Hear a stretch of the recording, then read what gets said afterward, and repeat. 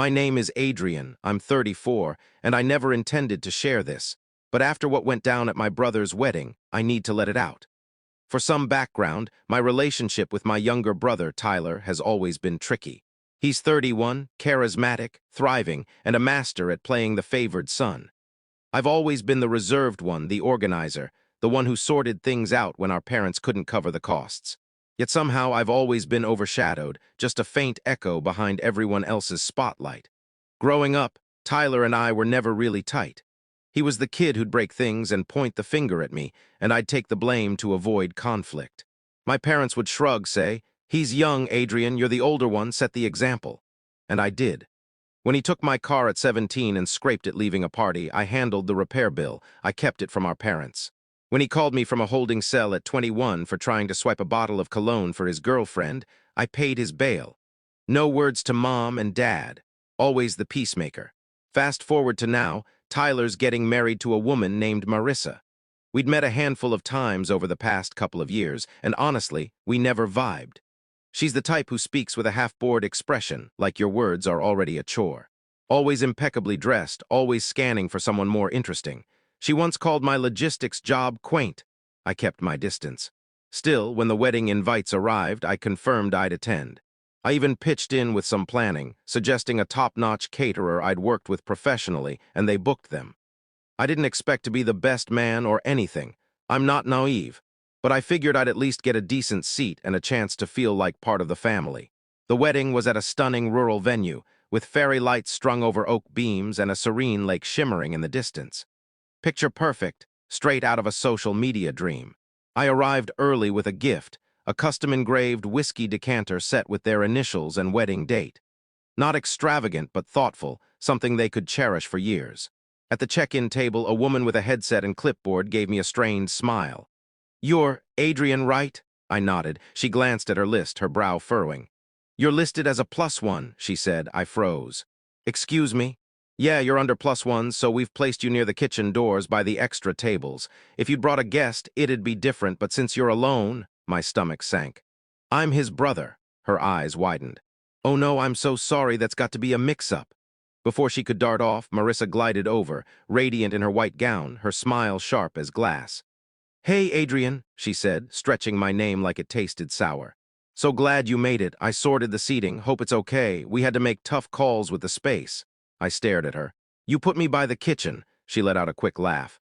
"Not by the kitchen, just nearby. It's for +1s, you know. You're not in the wedding party, so we had to prioritize close friends and extended family. No offense, right?" I glanced past her into the reception hall, elegant tables with candles, guests laughing, sipping wine. My uncle, who hadn't spoken to Tyler in years, sat front and center. My cousin Ryan, who once got caught pocketing cash from our grandma, had a prime spot. Then I saw her. My ex, Tessa, seated 2 tables from the couple's head table, giggling over a glass of sparkling wine. We dated 5 years back. Tyler introduced us. After we split, I learned they stayed in touch. Of course, she got a good seat. Marissa caught my glance. "Oh yeah, Tessa's here," she said lightly. "She and Tyler are still close, and she's always been so supportive. You're cool with that, aren't you?" I didn't respond. I just nodded, slow and deliberate.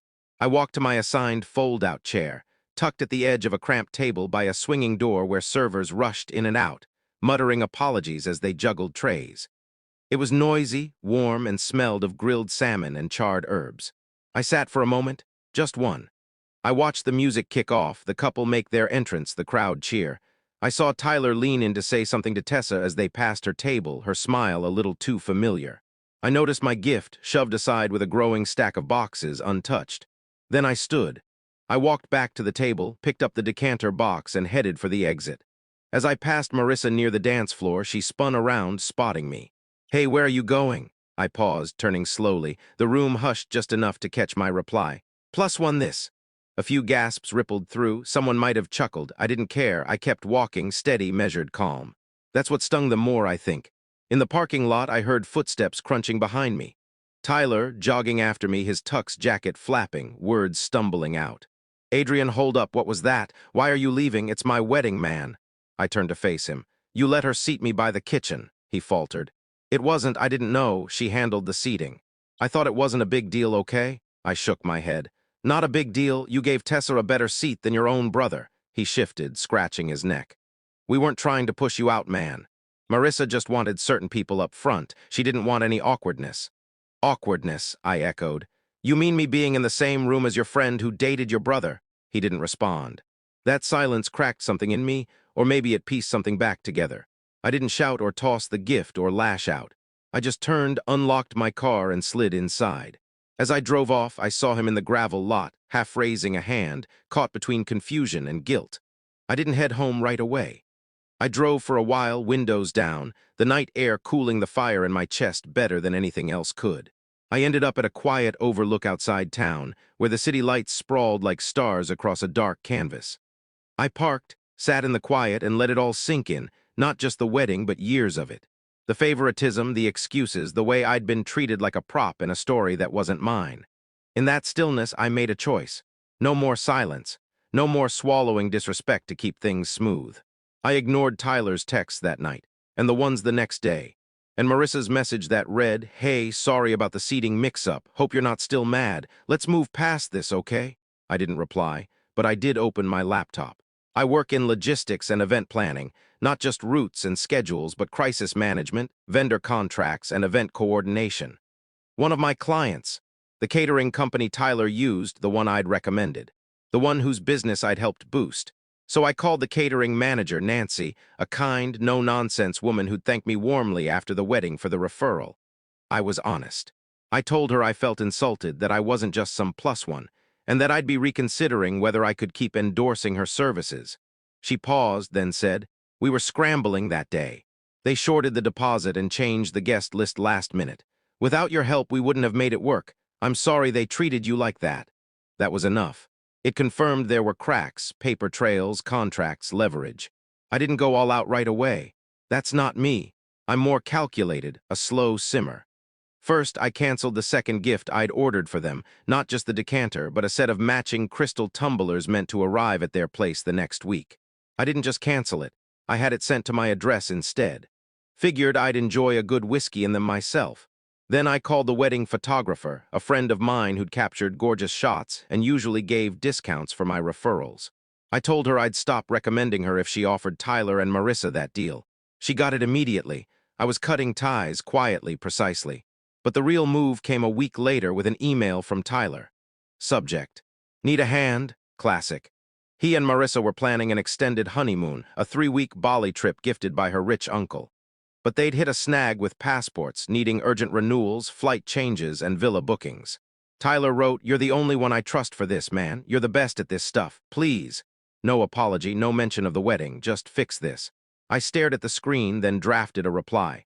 "Hey Tyler, I'd love to help, but this +1's done taking requests. Good luck." I didn't send it. Something better clicked. I forwarded his email to a colleague, Angela, who handles emergency travel logistics for VIPs. Not to help, but to ask her to block them. Petty? Sure, but it felt just. I'd spent years being the one who fixed everything, the invisible support for a family that never saw my weight. This time, I let it collapse. 2 days later, Tyler texted frantic. "Did you tell Angela to ice us? She called you a non-client block. What's going on, man? We're stuck in Singapore, flights canceled, villa won't refund. Marissa's losing it." "What's your deal?" I didn't reply. That night at dinner with a friend, Marissa called. I let it go to voicemail. "Adrian, I don't know what your problem is, but Tyler's falling apart. If this is about the wedding, grow up. You've made your point. Stop being immature and fix this." I laughed right there at the table. I didn't fix it. I didn't respond. I waited, because I knew the real storm was coming, that catering invoice. They'd underpaid, changed guest counts late, and missed the payment deadline, triggering a 25% penalty clause. Nancy, fed up with their delays, filed a complaint with the venue, sparking a cascade of fees. The bartender, also shorted, followed suit. Suddenly, Tyler and Marissa faced thousands in penalties and lost deposits, all because they tried to skimp and sideline me. And I hadn't even played my final move. 2 weeks later, I got tagged in wedding photos online. A cousin posted, "Stunning wedding, magical night. Congrats, Tyler and Marissa." Out of curiosity, I clicked. It was like watching my own erasure in high definition. 83 photos, and I appeared in one, a blurry glimpse of my head near the kitchen door. No family portraits, no videos, not even a mention in the thanks to everyone caption. But Tessa, tagged, commenting, liking. It wasn't just poor planning anymore, it felt deliberate. That's when I decided I wasn't fading quietly. I was going to hold up a mirror and let them see themselves. I posted once, calm and factual, with photos I'd taken during setup, me fixing table markers, helping the florist, coordinating with the caterer.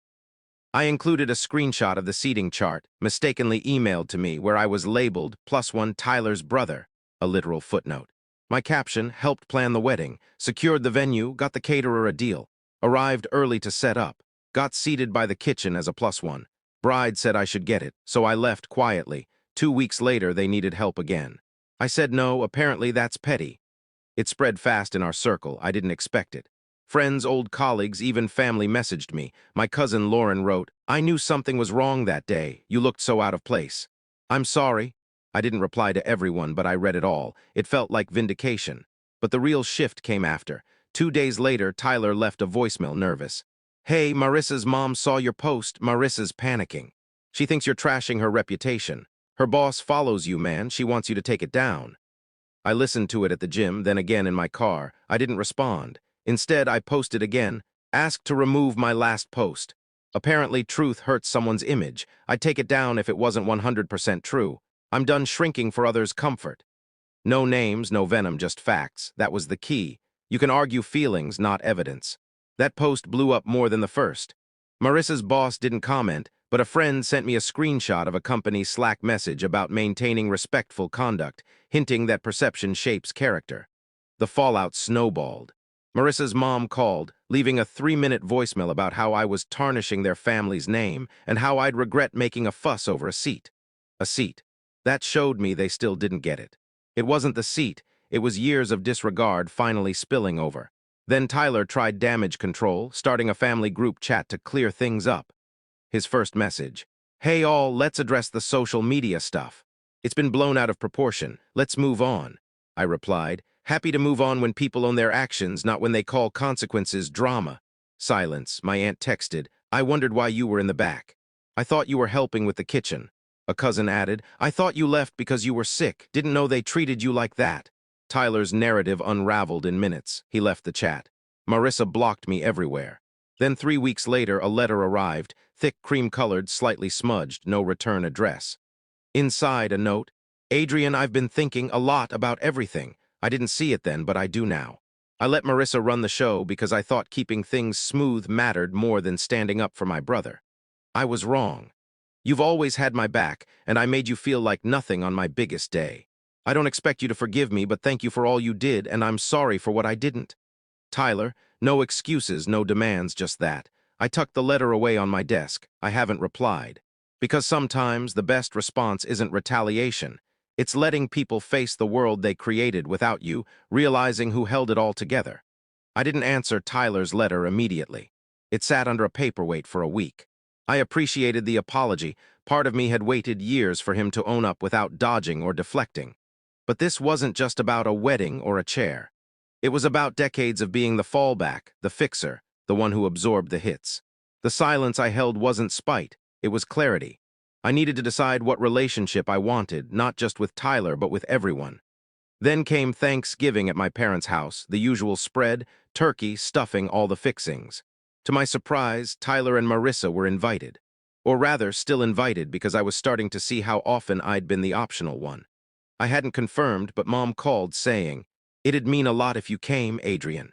No trouble, I swear." I agreed, not to play nice, but because I was done dodging tough moments.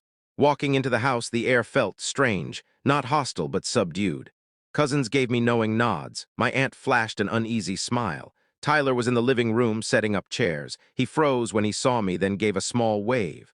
Marissa wasn't there. Mom later whispered she had other plans. Translation: she couldn't face the room. At dinner, Tyler was quiet, picking at his plate, laughing too loudly at random jokes. He kept glancing at me, waiting for a sign we were okay. I didn't give it. After pie, while football hummed in the background, he approached me in the kitchen, just us. "Thanks for coming," he said softly. I nodded. "Thanks for the letter." He looked hopeful, like that was his opening. "I meant it. I screwed up big time. I let things spiral." "You did," I said, not softening it. He needed to hear it plain. He flinched but didn't push back. "I thought we could go back to how things were." I looked at him. "What's that even mean, Tyler?" "For me, normal was being your safety net. The guy you called when you were in a bind, but not when you got a raise. The guy stuck by the kitchen at your wedding. He sighed. I know, I see that now. I don't want it to be like that anymore. You can want that, I said, but you've got to prove it. I'm not handing out free passes. You don't get to treat someone like an afterthought for years and fix it with one letter. He nodded slowly. Okay, I'll do that, I shrugged. We'll see. He didn't push for more, no hug, no joke to break the tension. For once, he let his mistakes sit there heavy without squirming away. That was something. Over the next few months, Tyler tried. Small steps, texts with no strings attached. Hey, how's work? Or saw this and thought of you. Nothing sappy, just steady. Then one Saturday, he showed up at my place with coffee and pastries. No occasion, he said, holding up the bag. Just felt like chilling. We watched a game, talked shop. He didn't mention the wedding or ask for favors, just hung out like a brother. It wasn't a full reset. I didn't trust him overnight, but something was shifting and I started meeting him halfway. Marissa, she never reached out. Word got around she was upset about losing some social cred after the wedding mess, especially among friends who saw her true colors. She'd earned that reputation, not me. By spring, Tyler and Marissa were taking space, not divorced, just reassessing. I wasn't shocked. From what I heard, things had been rocky since Bali, and my refusal to play their game had forced them to face their flaws. Tyler didn't elaborate, but over lunch one day he said, I got so caught up in looking perfect that I forgot how to be real. She loved the me that fit her social media, not the guy eating leftover takeout at 2 a.m. I nodded. It wasn't my place to comment, but I was glad he was waking up. That summer, Tyler invited me to a low-key birthday barbecue in his backyard. No suits, no fancy decor, just friends, burgers, and cheap beer.